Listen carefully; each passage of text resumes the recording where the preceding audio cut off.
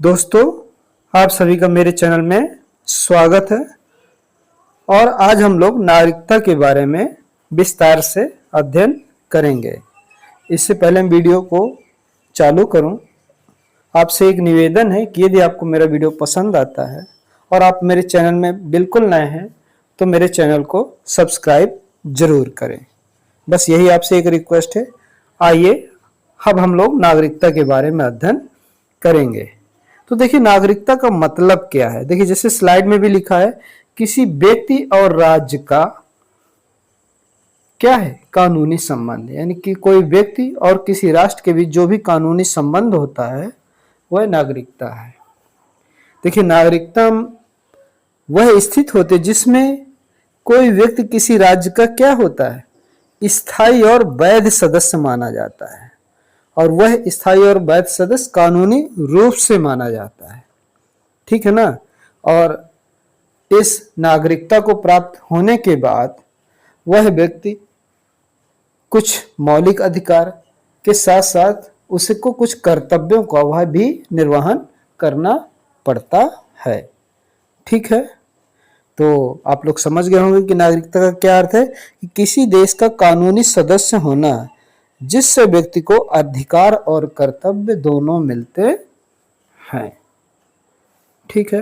अब देखिए, एक प्रश्न आता है कि क्या देश में या किसी देश में रहने वाला हर व्यक्ति नागरिक होता है। अब आप समझ सकते हैं नागरिक होता है, तो आप समझ सकते हैं कि बहुत सारे लोग हमारे देश में रहते हैं तो हमारे देश के निवासी तो हो जाते हैं। किसी भी देश में रहने वाले अनेकों व्यक्ति उस देश के निवासी तो होते हैं, लेकिन उस देश के वास्तव में नागरिक नहीं माने जाते हैं।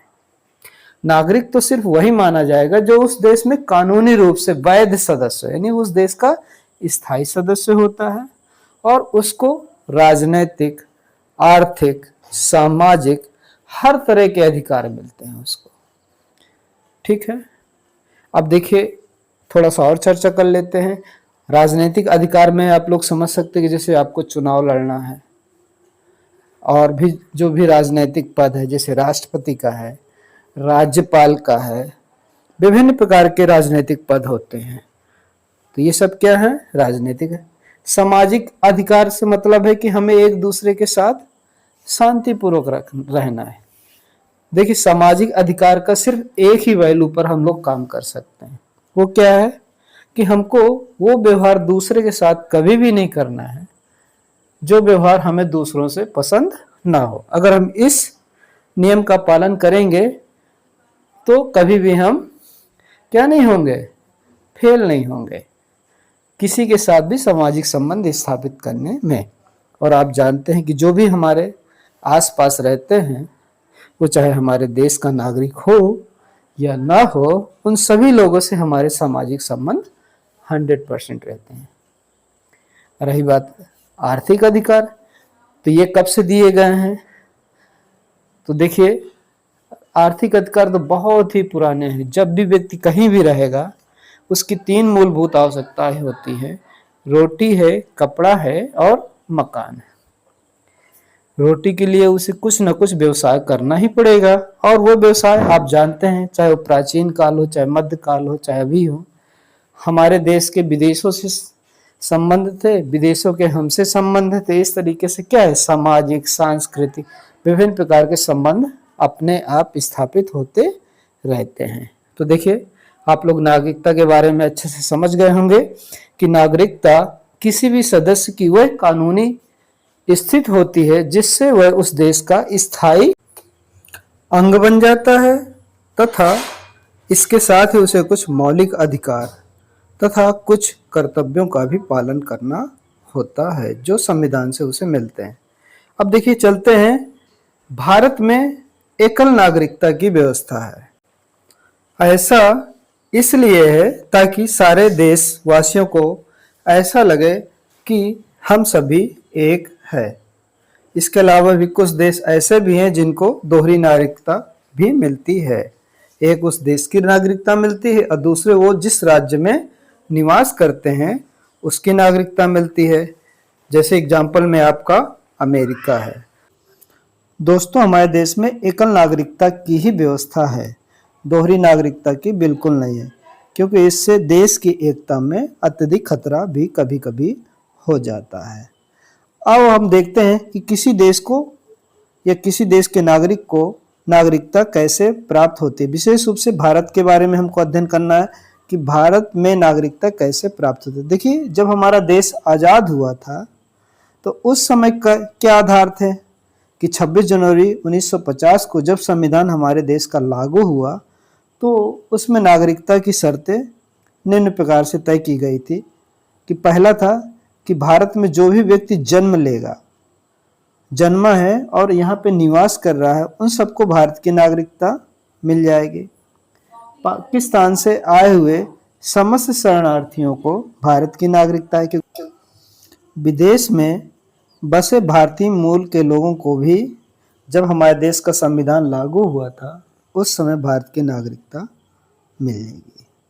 तो चलिए अब हम लोग इसका और भी विस्तार से अध्ययन करेंगे कि किन किन लोगों को संविधान के लागू होने पर नागरिकता प्राप्त है। दोस्तों, इस बात का हमको ध्यान रखना है कि हमारे संविधान में जो नागरिकता के प्रावधान है ना, वह भाग 2 में किए गए हैं और ये अनुच्छेद 5 से लेकर 11 तक में दिए हुए हैं। यानी संविधान में नागरिकता संबंधी प्रावधान किन अनुच्छेदों में है, तो आप बताएंगे कि अनुच्छेद 5 से लेकर के 11 तक है, यानी आर्टिकल नंबर 5 to 11 है। और किस भाग में दिए हुए हैं, तो आप बताएंगे कि संविधान में नागरिकता संबंधी प्रावधान भाग 2 में है। ठीक है, तो ये बहुत ही इंपॉर्टेंट प्रश्न अक्सर पूछा जाता है कि नागरिकता संबंधी प्रावधान संविधान के किस भाग में है, तो आप बताएंगे दूसरे में है।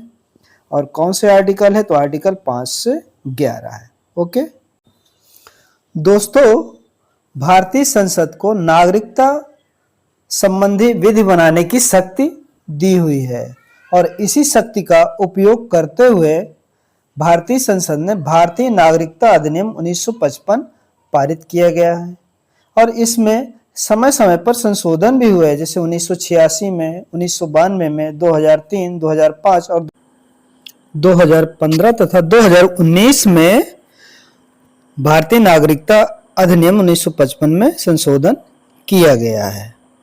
ओके दोस्तों, अब हम बताते हैं कि किन किन अनुच्छेदों के तहत भारतीय नागरिकता के बारे में बताया गया है। तो आपका जो अनुच्छेद 5वां है, ये बताता है कि संविधान के प्रारंभ पर नागरिकता।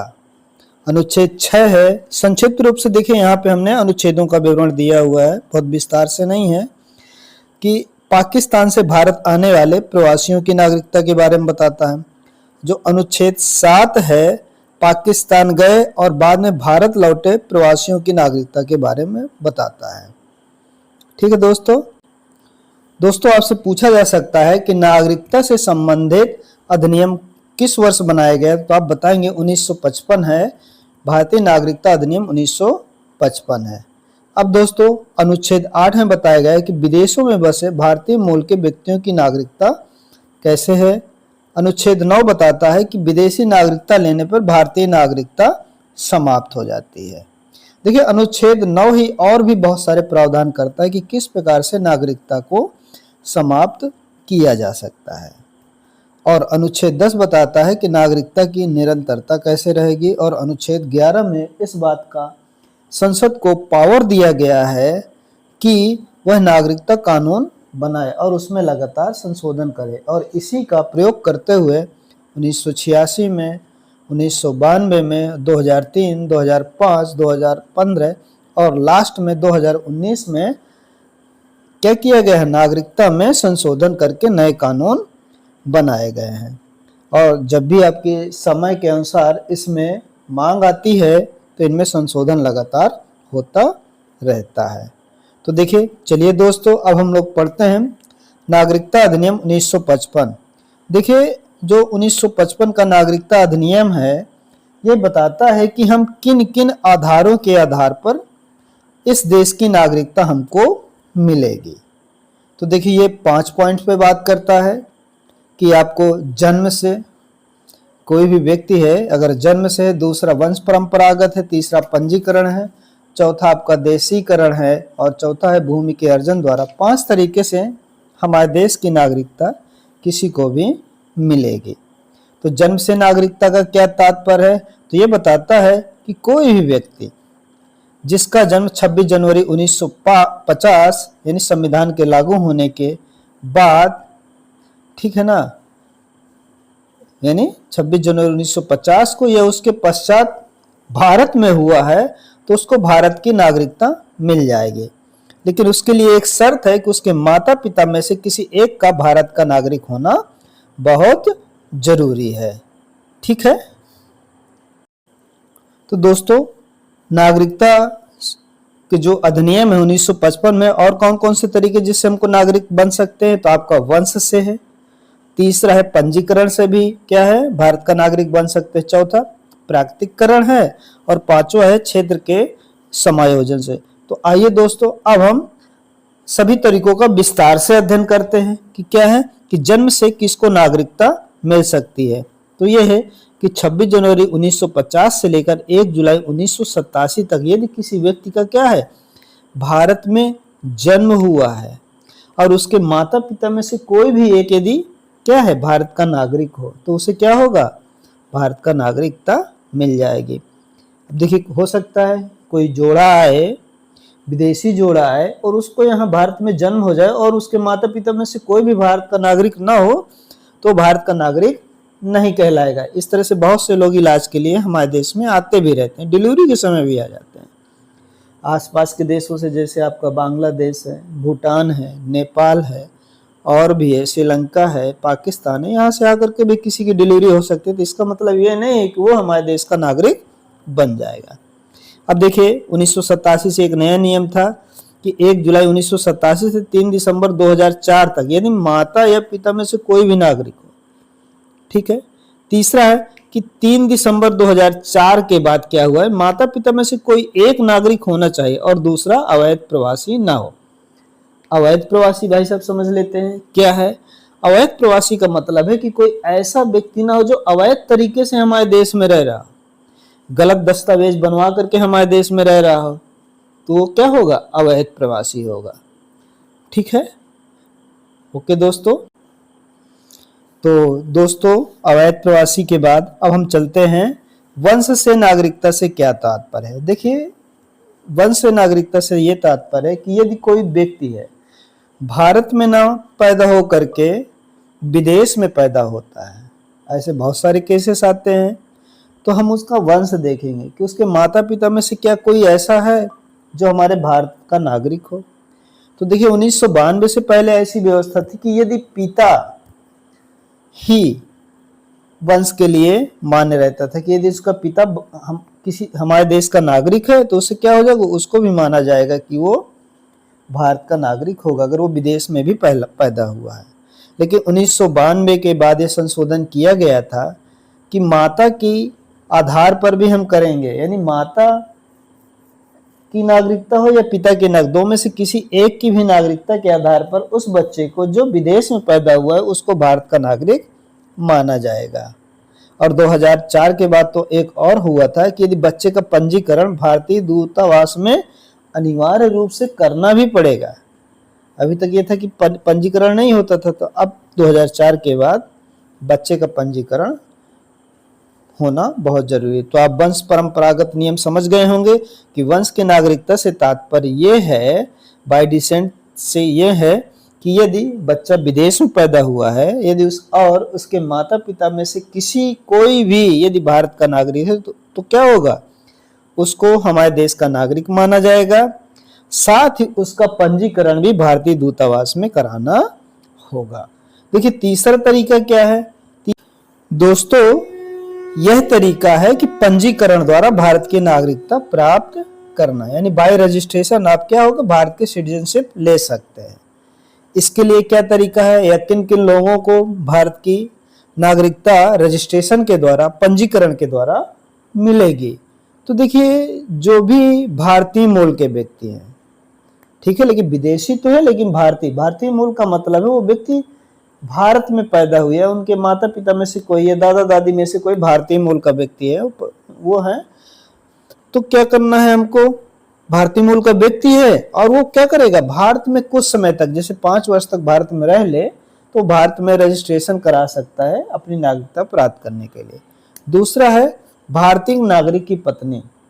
इसका मतलब क्या है कि मान लीजिए कोई भारतीय नागरिक है और उसकी किसी विदेशी से शादी हो जाती है, विदेशी लड़की से शादी हो गई, तो वो भी क्या हो जाएगा, उसको भी रजिस्ट्रेशन के द्वारा क्या हो जाएगा, नागरिकता मिल सकती है। और तीसरा है विदेश में रहने वाला भारतीय मूल का व्यक्ति, ये हमने अभी बताया है, ये विशेष रूप से अवयस्क बच्चों के मामले में है। और इनमें हर मामले में शर्त यही है कि उसे क्या हो, कुछ समय तक भारत में रहना है। और है राष्ट्रमंडल देशों के ऐसे नागरिक जो भारत में तो रहते हैं या भारत सरकार की नौकरी करते हैं, वो लोग क्या कर सकते हैं, वो भी आपके रजिस्ट्रेशन के द्वारा भारत की नागरिकता ले सकते हैं। तो देखिए इनमें से आप लोग समझ गए होंगे कि 4 तरीके से, यानी विदेशी मूल का व्यक्ति हो, भारतीय नागरिक की पत्नी हो, विदेशों में रहने वाला भारतीय मूल का व्यक्ति हो, ठीक है, और ये तो राष्ट्रमंडल देशों के नागरिक हो जो भारत में रहते हैं और भारत में या भारत सरकार की नौकरी करते हैं।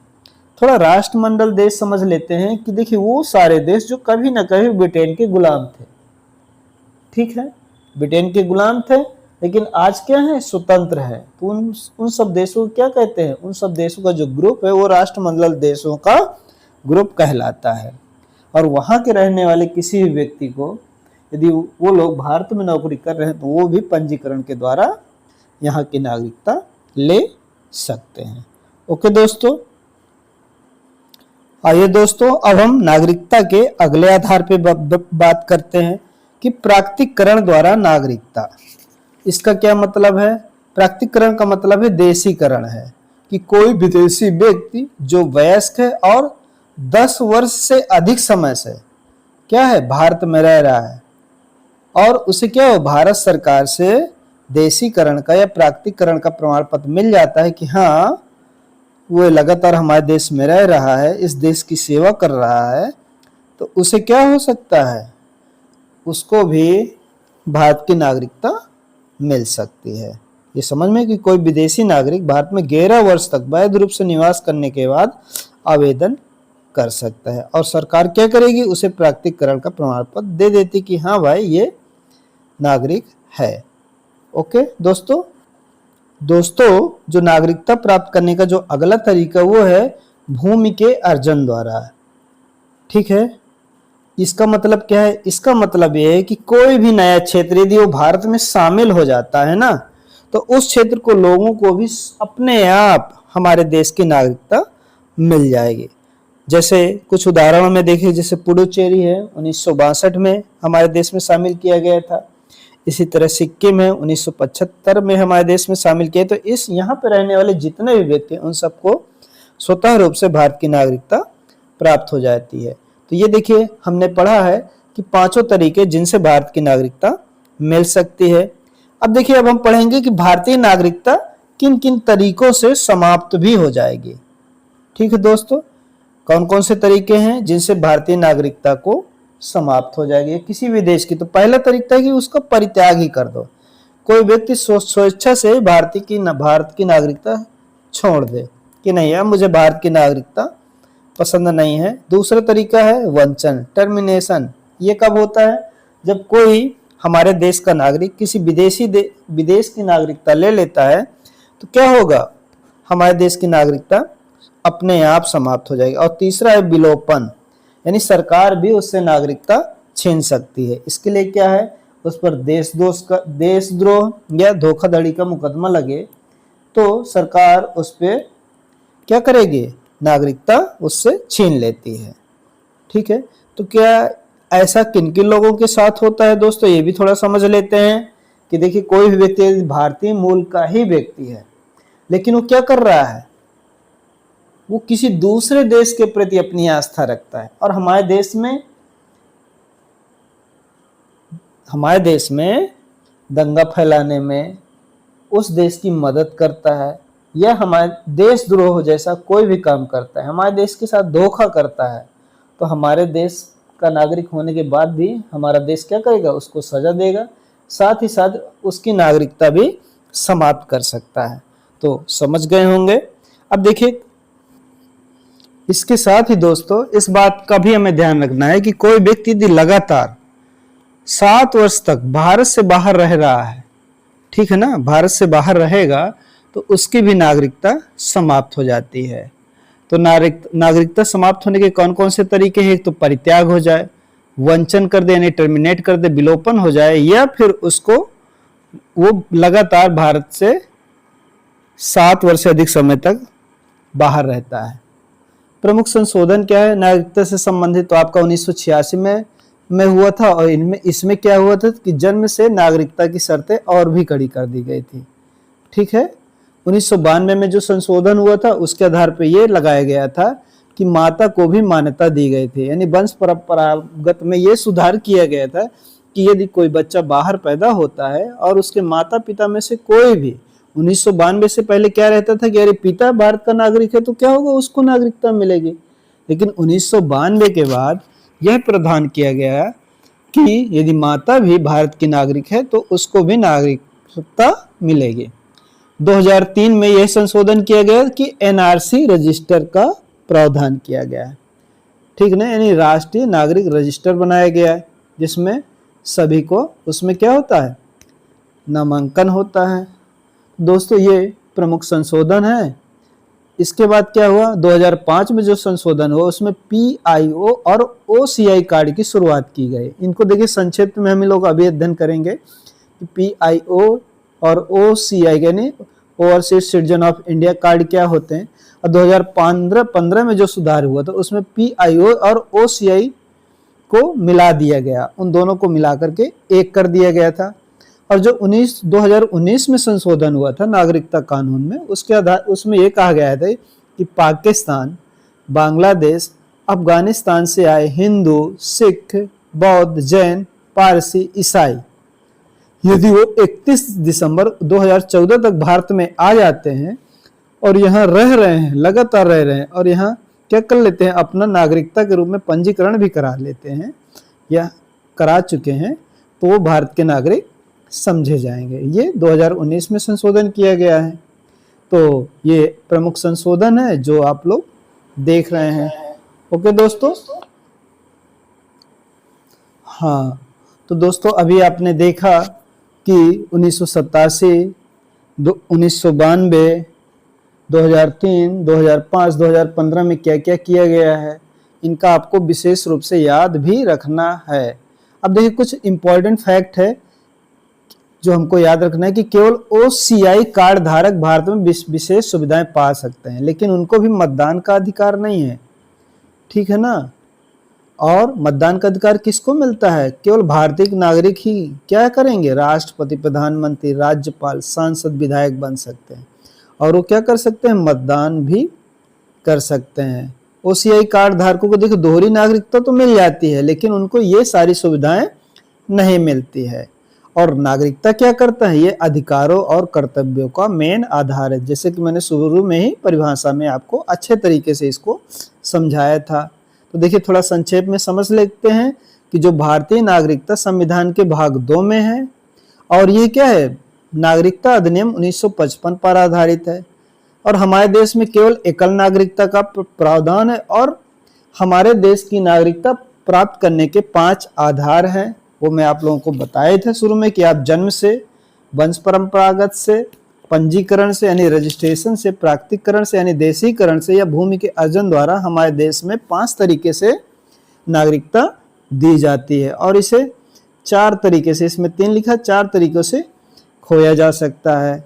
ठीक है, या तो आप खुद ही परित्याग कर दीजिए, या तो सरकार छीन ले, ठीक है, ये तो आपको देशद्रोह का मुकदमा हो, ये तो आप कहीं लगातार बाहर चले जाएं, तो उस तरीके से भी हमारे देश की नागरिकता आपको चली जाएगी। तो दोस्तों ये हो गए नागरिकता के संबंध में विस्तृत अध्ययन। अब आपसे एक रिक्वेस्ट है, यदि आपको मेरा वीडियो पसंद आया है तो मेरे चैनल को प्लीज सब्सक्राइब जरूर करें। तो दोस्तों मेरी इस रिक्वेस्ट को जरूर मानिएगा। Thank you.